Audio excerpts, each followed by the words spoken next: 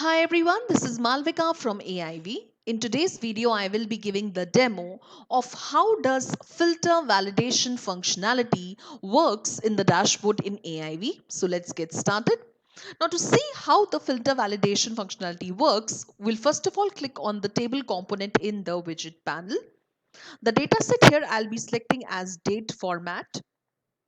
And once I select the data format as the data set, I will click the dataset columns and I'll click on preview and save and exit.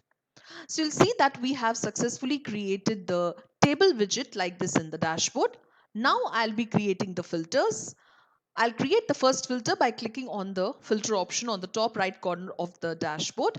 And here I'll click on the plus icon, and the first filter I'll give the name as start. Then I'll click on the check option. Then I'll click on the settings icon, which is next to the option event. Now here the source I'll keep as static. Display type I will be keeping as date. Condition I will keep as greater than or equal. And rest of the settings I'll keep as default. Then I'll click on link filters and widgets. Layer I'll select as layer 1. Tab will be tab 1. And widget will be table widget 1. And the column that I'll be selecting in the list of the available column to be linked with this table widget will be this column, which is date underscore format underscore year, month and date.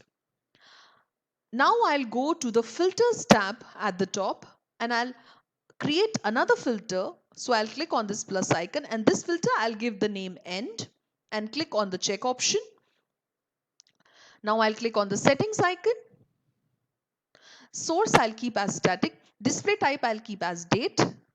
Here in this filter I'll keep the condition as less than or equal. Rest of the settings I'll keep as default. Then I'll click on link filters and widgets. Layer will be layer 1. Tabs will be tab 1. Widgets will be table widget 1. And the column here I'll be selecting again the same one which I selected in the previous filter, which was date underscore format underscore year, month, date. And now I'll be moving to filter view. So you'll see that I have successfully created the another filter, which is end, and the first one also, which is start. So now I'll be clicking on the plus icon one by one for the start filter and for the end filter like this. And I'll do save and exit. And you'll see that we have successfully created the filter widget. Now, once I create the filter widget, I will click on the edit option of this filter widget, and I will go to the validation option, validation tab at the top.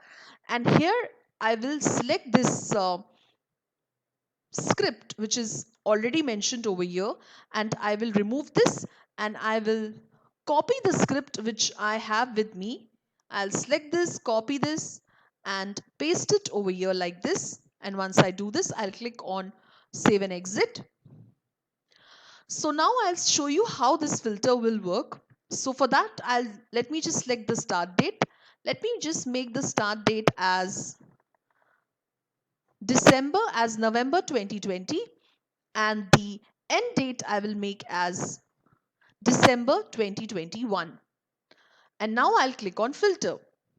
So you'll see here that you are able to see the data for November 2021, which means since you had selected the start date as November 2020 and the end date as December 2021, you are able to see the data between these dates, and that data here is of the November 2021, the date which is in between the start and the end date. Now, for example, if in the start date I will select